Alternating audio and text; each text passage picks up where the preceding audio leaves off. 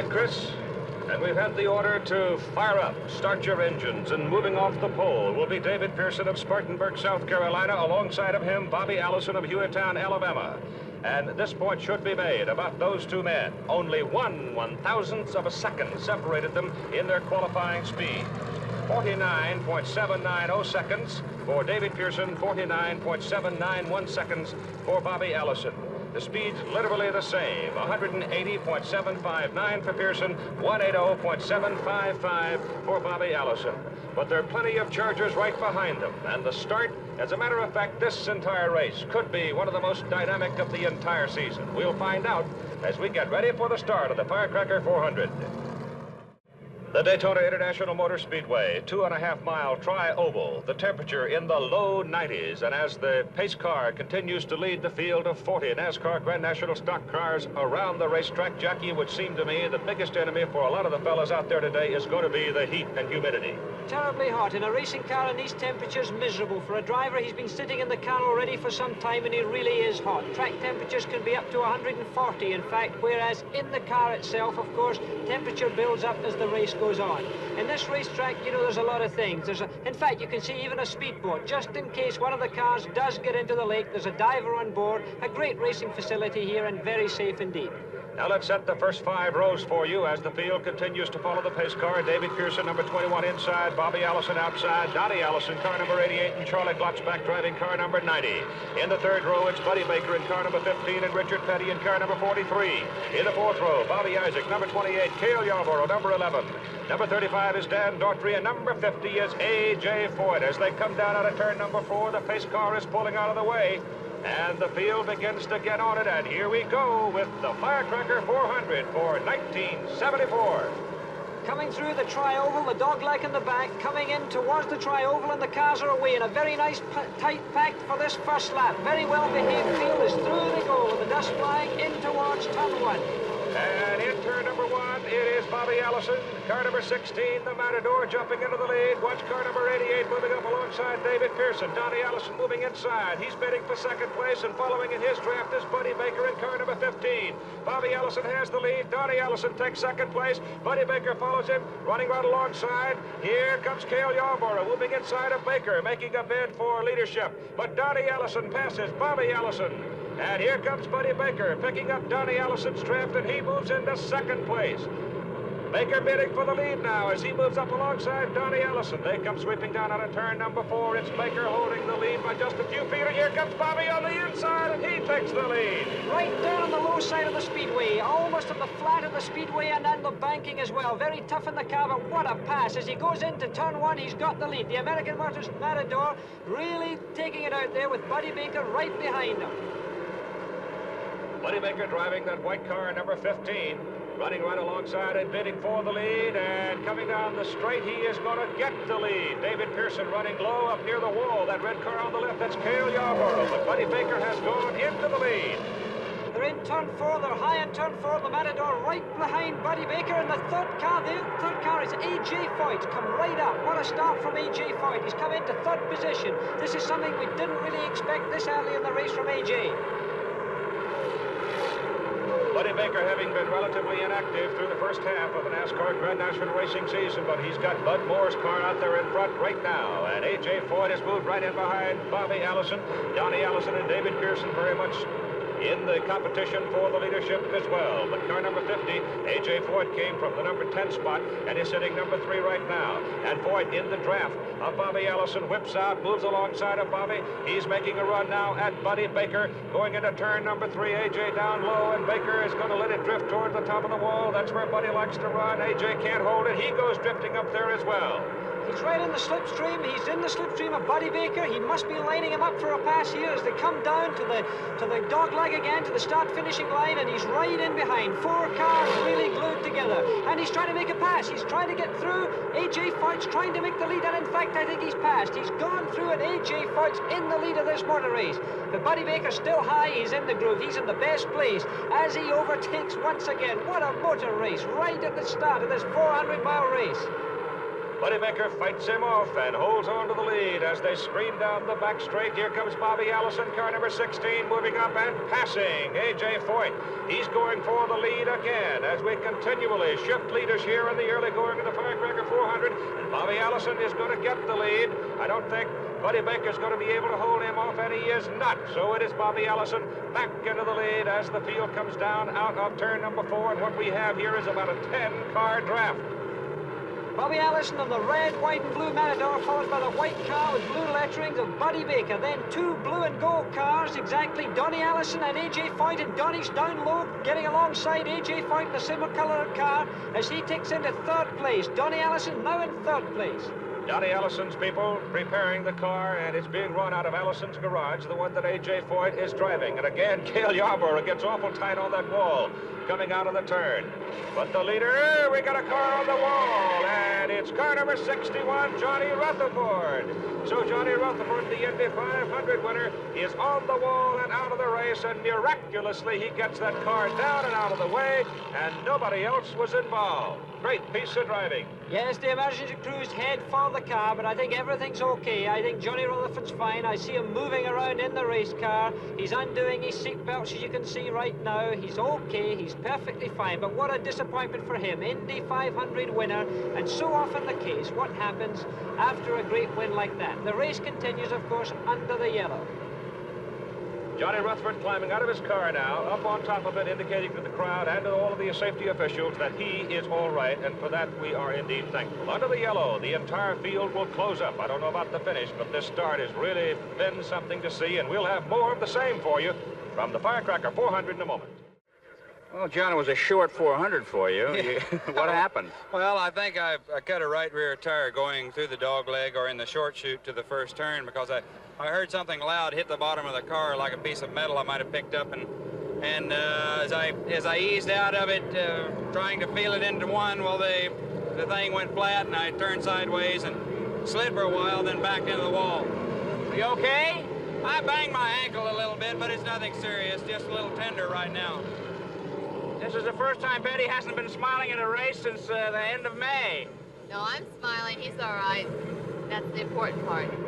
The Rutherfords, John and Betty with Chris Sikonomaki. The green flag is out, and we are running full bore again in the Firecracker 400. During the yellow light, we had some changes up front. David Pearson, car number 21, back into the lead. Bobby Allison, car number 16, is second.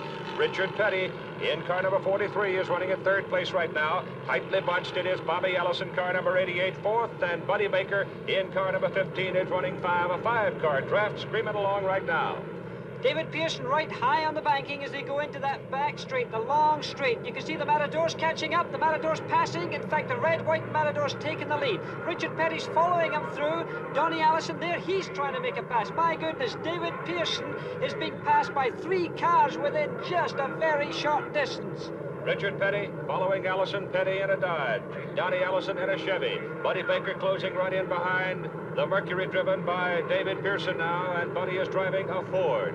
But it's Petty right on the bumper of Allison, and the Firecracker 400, remember, is the one major race that Richard Petty has never been able to win in Grand National competition. This must make him very happy indeed to be high up here, and it must really make the fans happy because he's such a big favorite. Richard Petty now in 2nd position, right behind Bobby Allison in the Matador.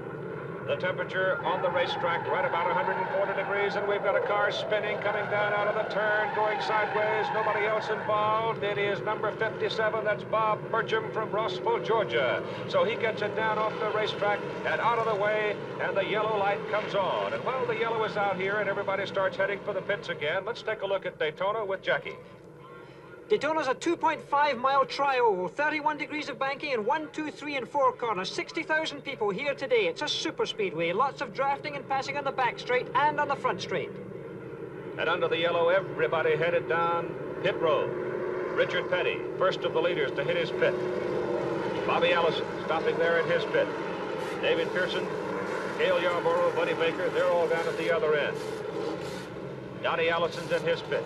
You see that Cale Yarborough's car number 11 is already flat down. Tires have been put on it. Fuel is aboard. He is the first of the front runners to get out. Here comes Richard Petty, streaming down pit road. He's out in a hurry. Buddy Baker's going to be next out. David Pearson's going to follow him.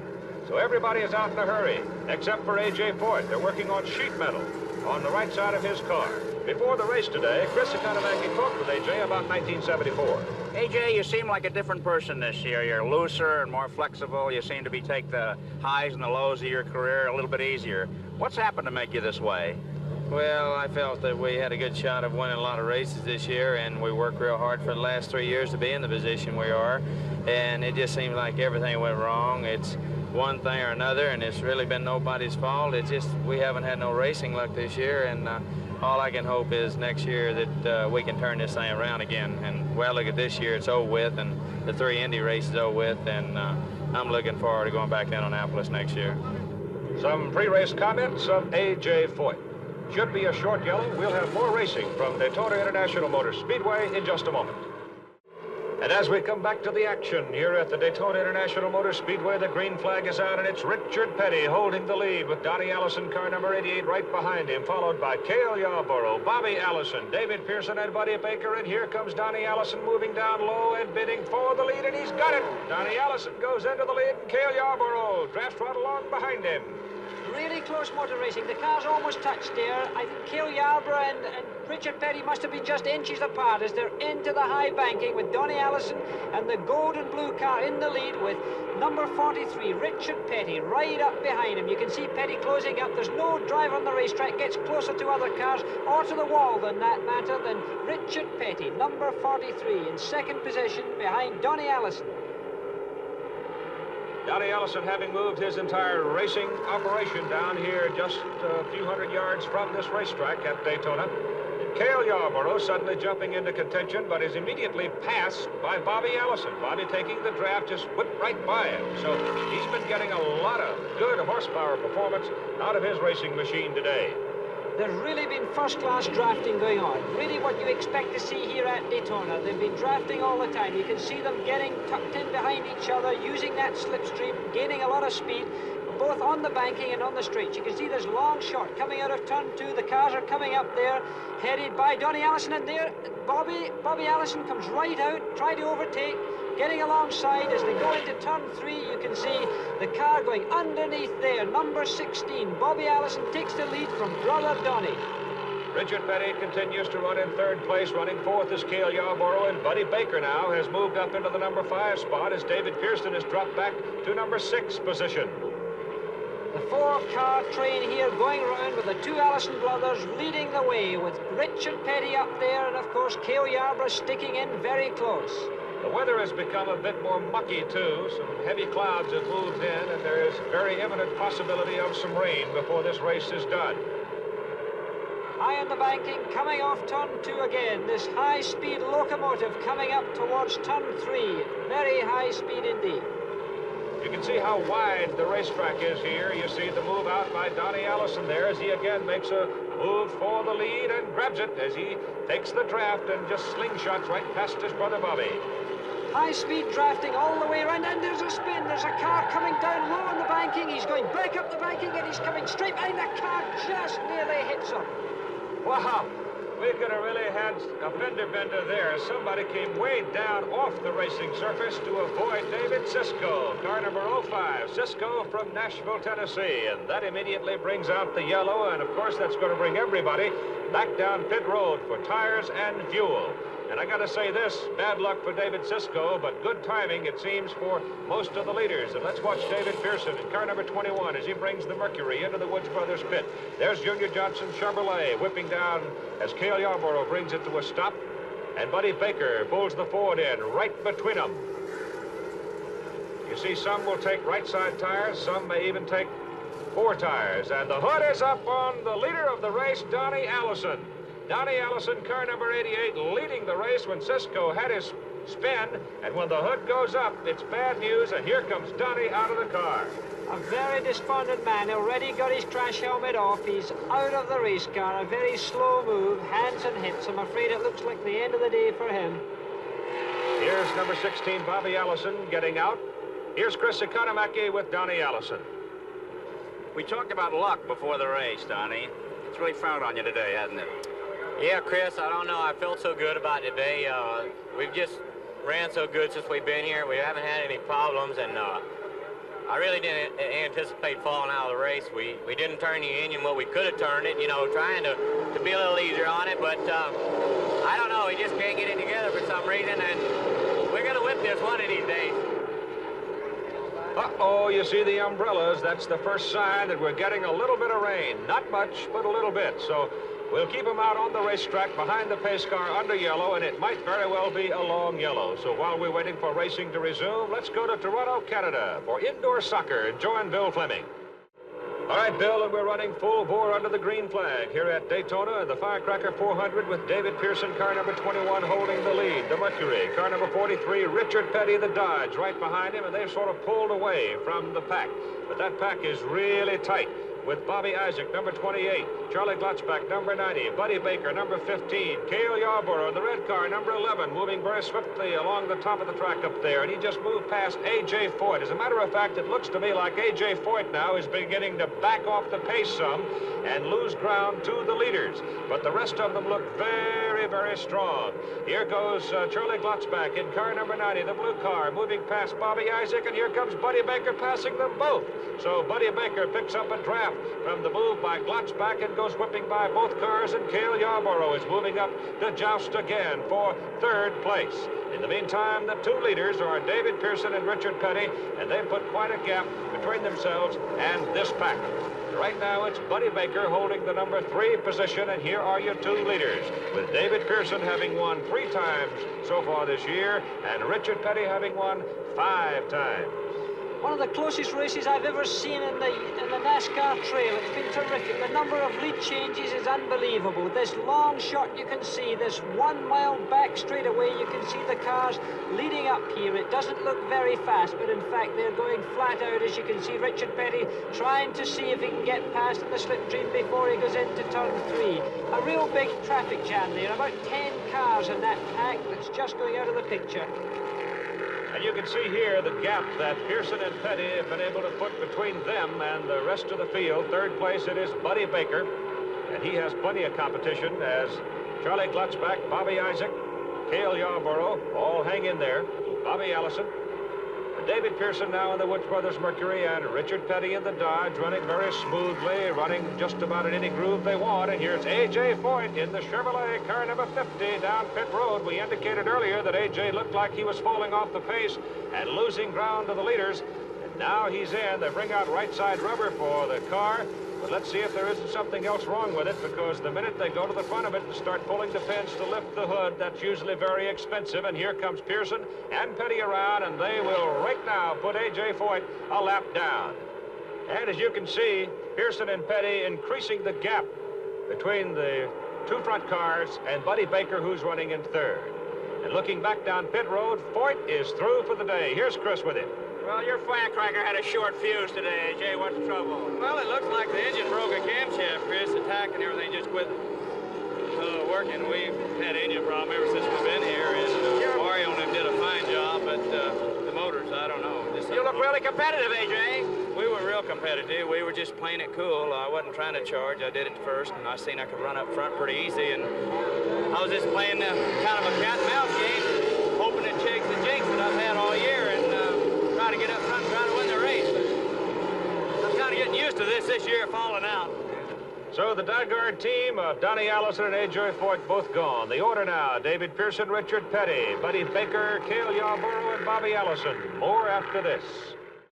Richard Petty, car number 43, who has never won this race, has the lead now, and Buddy Baker in the white Ford is running right behind him with David Pearson now dropping back into third place, perhaps taking a breather. Buddy Baker using the slingshot, trying to go down low. It looks like Buddy wants to take a run at Richard for the lead right here. He moves up alongside of him. It's now a horsepower match between the Ford and the Dodge, with Baker in the white car down below, and he does get the lead. So Baker, the big guy from Charlotte, North Carolina, goes into first place as this comes sweeping down onto the back straight, and they're moving it close to 200 miles an hour, and look how close they are. Wow! As Richard Petty just literally almost touching Buddy Baker. That's worth another look, so let's go back and have a look at it as Richard Petty and Buddy Baker scream along the back straight. Jackie? I've got a tremendous admiration for these drivers at this speed, up to 200 miles an hour, and they've got to have total trust in each other. Just look at that, only inches apart. This is where drivers really turn out to be men. Wonderful driving. And if those cars, as we come back to the action and look at them coming past the grandstand, if they were to touch going at that speed, goodness knows what might happen. The crowd has been up and down all day, and they're up again, watching the battle between Baker and Petty. And now Bobby Allison in car number 16 has moved back into a contending posture, and it is Richard Petty exercising the draft now, and he slingshots back into the lead, taking the low groove as Baker will drift toward the top. And now watch Petty's car under the centrifugal force in this tremendous speed go drifting through the turn and up toward the top as they come back down onto the straight. And the Matador with Bobby Allison is moved back into a contending position again. And Bobby is beginning to get in position to make another move. He's going to go to the right side of Baker, and he does go by him.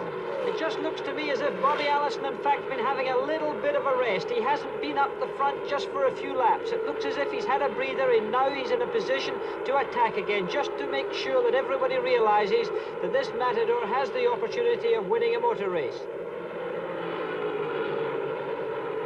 Along the back straight, it's Petty with Allison closing on him and Baker hanging on to Bobby Allison's coattails. You see him being dragged along in the draft. The car behind pushes actually a little bit, helping the car in front.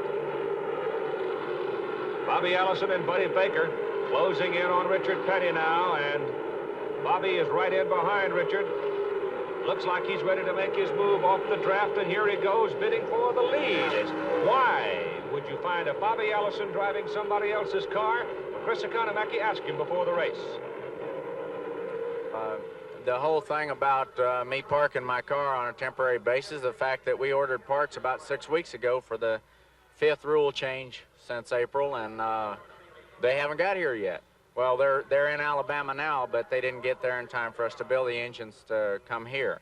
So we're just in a position where our hands were kind of tied, and you know, I could see the handwriting on the wall, but I hoped that something would come around, and then Roger called me to drive the Matador, which to me is an excellent opportunity for me to compete in this race in a #1 car. And I would certainly think, Jackie, at this point that Roger Penske is delighted to have Bobby Allison in the car as Richard Petty moves up alongside and makes a bid for the lead again. Can't get it. And now Richard, almost instinctively realizing he wasn't going to be able to do much going into that turn, just lets Allison and Buddy Baker slide on by him. So Richard drops back into the draft in the #3 spot. This is, of course, where you see a totally experienced driver. Richard Petty obviously recognizing that that was not the moment to charge. A very mature driver indeed, with so much experience. This is what you can... And there's a car with smoke coming out of it. Charlie Glotzbach coming down off turn 2 onto the back straight. Obviously an engine's gone wrong. Coasting to a stop. I'm afraid that's the end of his day as well. And that will bring on the caution light as Charlie Glotzbach will try to coast it around into the garage and get it out of the way. Charlie gone for the day. Well, Jackie, we've now reached the point of the race where things are starting to shake down, but the 4 big boys who have dominated it so far this year are still sitting right in there. Yeah, I think this is another example, Keith, of the utter professionalism that exists in this kind of racing down here. People like Petty and Allison, Cale and Bobby are all up there. The only other guy that's really challenging them at this time is Buddy Baker. And, of course, he's a real professional as well. But, of course, the men that could have beaten them, people like Donnie Allison and A.J. Foyt, have dropped out of the race. The preparation, the crew work, and, of course, the driver dedication itself seems to prove that these 4 men are really the top men in this kind of motor racing, at least for this year. And, of course, with the caution light on, everybody is into the pits for tires and for fuel. David Pearson, number 21 right there. And number 15 is Buddy Baker. And it looks like Bobby Allison, who was the leader when the caution came on, will be the first back out. We'll have more racing later from Daytona, but while the yellow light is on, let's rejoin Bill Fleming and Dennis Storer in Toronto for more soccer action indoors.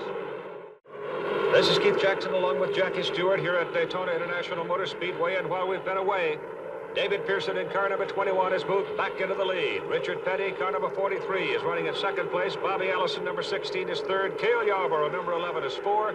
Buddy Baker, car number 15, is running in the number 5 spot. Bobby Allison now swings out of the pack, moves up alongside Richard Petty, trying to get himself in a groove down low to go past Petty and into second place. And that's exactly what he's able to do. The big man at the front, however, is still the old grandfather, David Pearson, up there in number 21, with, of course, the Matador, number 16, the red, white, and blue car, followed by Richard Petty, number 43. Richard Petty, of course, is such a big and popular man down here. The Matador is closing up again on David Pearson on the banking, high up in the banking. Look how high they're on the banking. Now, wait a minute, there's something wrong with Petty. He's fallen right back. He's fallen right behind Buddy Baker. He's coming off number 4. He must be going into the pits. He's gone very low. This is a big disappointment. He's on the green on the track. This means he's going to be very expensive in time. Richard Petty coming in. What can be the trouble? He's got a flat tire, Jackie. The right front tire gone flat on him. Apparently run over something out there on the racetrack and cut it. They'll put new rubber at both wheels on the right side. He'll take on fuel. They scrub him down, give him a drink of water. A couple of things to consider now. Richard Petty, sitting here, does not want to be lapped by the leaders because they're now going down the back straight. But the most important thing for Richard is he may be having his chances to win a Firecracker expire right here as Bobby Allison goes past David Pearson. Because even if Petty is able to get out without being lapped, he still must have the element of luck, a caution light that would enable him to close up. If he does not get the yellow light here in the late stages of this race, he will literally have no chance to win it. But he is going to avoid being lapped as he gets out down pit road, and he will be running in the same lap with the leaders. So the order now, Bobby Allison, David Pearson, Buddy Baker, Cale Yarborough, and Richard Petty, and we'll be right back with more racing from Daytona. The running order, Bobby Allison, David Pearson, Cale Yarborough, Richard Petty, and Buddy Baker. And Allison drops off the pace. He's headed for the pits under the green to take on tires and fuel. That moves David Pearson into the lead. Now, Buddy Baker, running right behind David Pearson right there, is a lap down to Pearson. He was also a lap down to Allison, but with Bobby pulling in under the green, Buddy Baker has been unable to unlap himself against Allison. He must still do it against David Pearson, but surely Pearson must be facing a pit stop soon. Buddy Baker having lost the lap to the leaders because of a pit stop under the green. And as the Roger Penske crew struggles with Bobby Allison's car, it seems to be taking a little longer than normal, Jackie. This looks like a lengthy pit stop, and certainly now he's accelerating out the pit lane. He's got a lot of power in there as you see the car sliding out and snaking up the pit lane so that Bobby Allison can get back into the race in number 16. All right, David Pearson is the leader. He is due for a pit stop. And here comes the sign for David Pearson. So that means as Pearson comes down pit road, Buddy Baker is back on the same lap with the leaders. Yes, the Wood brothers, obviously one of the finest pit crews in the business, about to tack David Pearson's car. This is one of the artful moves of motor racing to get the Wood brothers to work for you.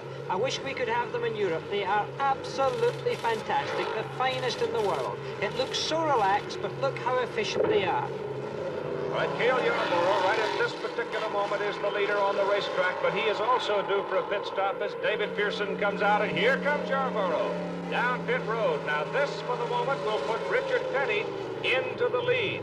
But Petty, remember, is almost a full lap down to the leaders. And Petty still needs that yellow light to be able to close it up and have a real run in the race that he has never won.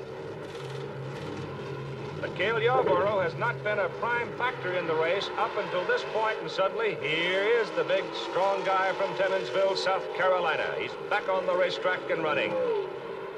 Cale Yarborough obviously got to be considered for this race, but Richard Petty, there he is in car number 43. He's racing round, but he's got to rely on something changing in the pace of this race before he can win it, because he's going to have to come into the pits for fuel. The others are well equipped, but here you see Buddy Baker in car number 15, the white car with the blue lettering, followed by Cale Yarborough in number 11. Actually, Yarborough at this point is in front of Baker. Baker is fighting now to keep Yarborough from slipping past him and lapping him again.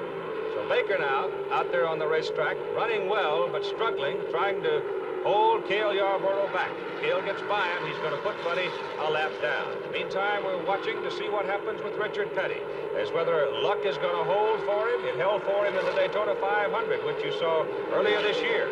on ABC. And who knows? Racing luck is a very elusive and fickle thing, and you never know what's going to happen. These two drivers are two of the finest drivers in the business. The man in the white car, Buddy Baker, really smooth, a big, strong giant of a man, but in fact a very gentle man. And of course the one behind him, Cale Yarborough, he's won 6 races so far this year, and they're passing the Matador. It's going much too slow. They've passed him much too quickly, and here's a car blowing a tire.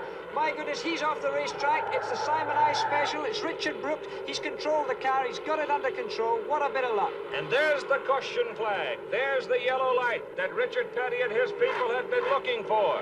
That will give him a chance to close up. It'll give him a chance to get into the pits and take on the necessary fuel to finish the race.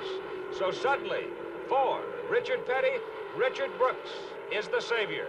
Bad luck, disappointment for Richard, but a great break for Richard Petty, and here he comes down pit road. David Pearson is also coming back along pit road. Buddy Baker is ducking in. All the leaders will come down. So here is the crucial moment in the automobile race for David Pearson, for Cale Yarborough, for Buddy Baker, and for Richard Petty. We'll have more from Daytona in a moment. Bobby Allison, 16 car, back in the pits. They're having trouble with it. Here's Chris Economaki with Roger Penske to detail the problem they've got with the Matador. The mood is different, Roger. Why? Well, Chris, I think that Bobby says we dropped a valve. We thought it might be the ignition, and we changed over pulse amplifiers on this last stop, but evidently we have a valve spring or something that's broken. You know, if it had gone 10% less, you'd be in victory lane now. I guess. By that, Roger means that heretofore, the NASCAR events had been trimmed in mileage by 10%, but not today. They're going the full 400 miles and out on the racetrack. 2 of the greatest in Grand National Racing are really having at it. Richard Petty chasing David Pearson. Pearson 21, Petty 43. There could be no better competition out there right now than these two men. The great giants, in fact, of NASCAR racing, and the fact the crowd themselves are on their feet because these two men must be the favorites down here at Daytona. Got a struggle going for 3rd place between Buddy Baker and Cale Yarborough, but they're now well back of the Pearson-Petty fight. There's that battle right there with Baker holding 3rd right now and Cale running in the number 4 position. The fight is up in front as David Pearson continues to lead Richard Petty. Before the race started today, Chris Economaki talked to David Pearson, a man who might set history here in winning his 4th Firecracker. David, you, Richard, and Cale have won 14 of the 15 races that have gone before. Each of you drive a different make car. Does this sort of make you feel good that it's you that's winning the races rather than one make of car? Well, I'd rather for it to be one make and be mine, but we all have won races, and right now it seems like everybody is running pretty close together. And of course, here at Daytona qualifying, it was real close. In fact, it was a little bit closer than we wanted it to be, but we was lucky enough to get to pole, and so it seemed like every race now, everybody's getting a little bit closer and closer.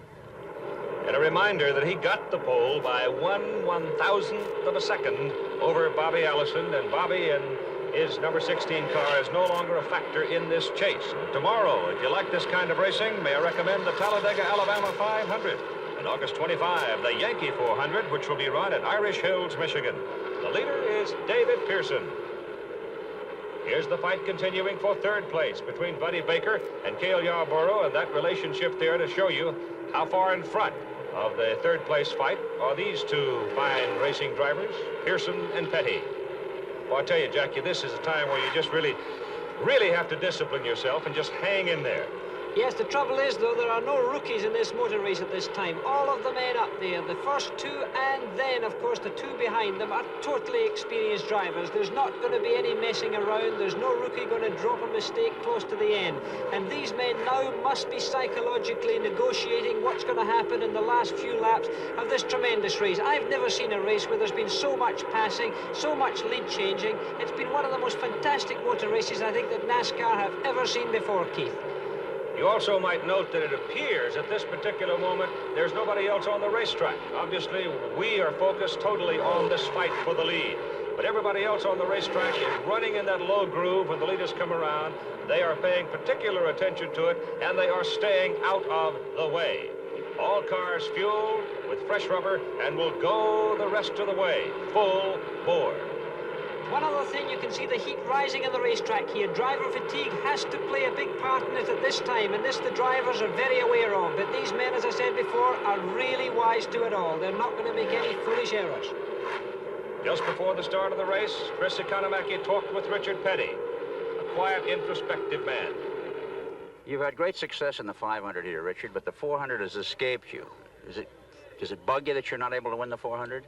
Well, not really. The last 3 times we've run second, and I told him I'll run second in any race to get to win the big 500, so I'll trade any day. Richard Petty has won the big 500 5 times, but he's never won this one. Here's that fight for third place. Buddy Baker in the white Ford, number 15. Cale Yarborough in the red Chevy. They're really raging a battle back there for the number 3 spot. Meantime, up front of the shimmering heat, it is still David Pearson leading Richard Petty, and they're in the final 2 laps of the race. This is unbelievable to see these cars this close, particularly these 2 men, because the crowd must be on their toes at this time to see Pearson and Petty going this way. What can possibly happen in this very last lap that's just coming up? Not to mention the 3rd and 4th battle. Right, coming down out of turn number 4, coming down past the start-finish line. And Pearson backs off for Petty. Something wrong with Pearson. Petty takes the lead. I think Pearson backed off of it. It looks almost as he ran out of petrol or something. I've never seen anything like this happen before. It could be very bad luck for him, but my goodness, what an advantage. Richard Petty. The crowd are absolutely on their feet and yelling. Richard Petty's got an enormous advantage. 300 or 400 yards, it looks like, on that back straightaway down there at almost 200 miles an hour. And there is David Pearson falling back on this very last lap of this fantastic race, but he seems to be closing up, Keith. To have stopped so suddenly, to have suddenly slowed up like that, makes me think, though, Jackie, he backed off on purpose because obviously he's still got horsepower, and he's now closed it right in behind Richard Petty as they turn and come for home. Can Pearson slingshot him as he comes down low? Petty may run him into the fence, and it's going to be Pearson winning it. An incredible, daring move, and it paid off for David Pearson. And the fight goes on now between Buddy Baker in the white Ford and Cale Yarborough in the red Chevrolet as they struggle around the turn heading for the finish line. They're fighting for 3rd place. They're fighting for valuable points. They're fighting for money. They're fighting for pride. Here they come toward the finish line side by side, door handle to door handle. I don't know who's 3rd. Absolutely impossible for the naked eye to determine. We'll have to wait for a picture on that one. We'll be back with it in a moment. Official finishing order. David Pearson 1st, Richard Petty 2nd, Buddy Baker, Cale Yarborough dead heat for 3rd, Bobby Allison 5th. David Pearson headed for victory lane, and let's go back to the finish and have another look at one of the greatest finishes I've ever seen. As they turned down off turn 4, it became obvious David Pearson had the edge in horsepower. The question was, could Richard Petty hold him off? And right here we got our answer, as Pearson literally came to the very edge of the racetrack to slingshot Richard Petty and take the victory by the margin of 1 car length. Now let's go down to victory lane. Well, you're a crotchety old grandpa, David. I'll tell you, that finish was something else. Well, Chris, I knew that if I let him stay behind me, that he would draft me and beat me, so I just backed off right there at the last flag, the white flag, and let him go on by, then I got him back, coming off 4. You know, David, I've never seen a driver so in control of the situation as you were. Didn't you have any doubts at all that you'd win? Well, oh, yeah, I was all the time. I really didn't know for sure where I could get him back or not. In fact, I like to slow it up a little too much when I let him go by me. Well, if Richard had done that to you, would you feel a little insulted? Well, if he'd done that to me, I'd have backed off and stayed right behind him. Richard, what a finish. What exactly happened? Well, we got to the start-finish line in the last lap, and he let off on it and let me get about 300 yards ahead, and he had enough horsepower that even going down the backstretch, he had to sort of feather out of it to keep it passing me going in the corner over there so that he could make a spectacular coming off the corner, and that's just how simple it is. Now, when he came off the power, what did you think? Do you think that something had gone wrong? What was your immediate reaction? When I was right behind him and being he let off all the way, if he'd have feathered out of it, then I would have, you know, figured what he was doing. But when he went all the way off on it, then it kind of scared me because I like to run over him. You know, I wasn't expecting him to run off on it, and it was really a dangerous move from that standpoint. So you really did get a big surprise. Yeah, really. I had to jerk the car around, you know, and I got a little bit out of shape, really, to jerk it around and miss him. And it was just one of them things that I think that is awful obvious for him to do something like that, just to show how much faster he was than the rest of us. Yeah. All right, Jackie and Chris, thank you. About third place, let's have a look at that, because here we had a piece of history as well. As Buddy Baker in the white Ford and Cale Yarborough in the red Chevrolet came down off turn number 4, door handle to door handle, and they stayed that way right across the finish line. Now here, just a few feet from the finish line, with a checkered flag in the air, is how they looked. And as we slow the picture down to bring them right up to the finish line, you can see there is no way in the world to separate them. So for the first time in NASCAR Grand National Stock Car Racing history, we have had an official dead heat. The first 4 ran the full 400 miles. Bobby Allison missed the 400 miles by just 1 lap. So that's the story of the Firecracker 400 for 1974. This is Keith Jackson along with Jackie Stewart and Chris Economaki. Remember to stay tuned now for the PGA Golf Championship following immediately over most of these ABC stations except on the West Coast.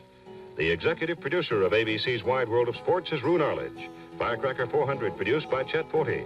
Directed by Bryce Wiseman. Soccer produced by Ned Stecco. Directed by Luvo Pacelli. Coordinating producer of ABC's Wide World of Sports is Dennis Lewin. Director of Program Planning, John Martin. Associate Director in Toronto, Jack Gallivan. Next Saturday, ABC's Wide World of Sports returns to our normal time, 5 Eastern and Pacific, 4 Central Time, as we bring you Olga Korbut and the Soviet gymnast from Expo 74 in Spokane, Washington, along with the NCAA Volleyball Championship from Santa Barbara, California. Tomorrow, over most of these stations at 4 Eastern Time, we'll continue our PGA coverage. Travel arrangements made through and promotional fee paid by United Airlines, flying roomy DC-10 and 747 friendships to 18 U.S. cities. United Airlines, the friendly skies of your land. Today's program pre-recorded.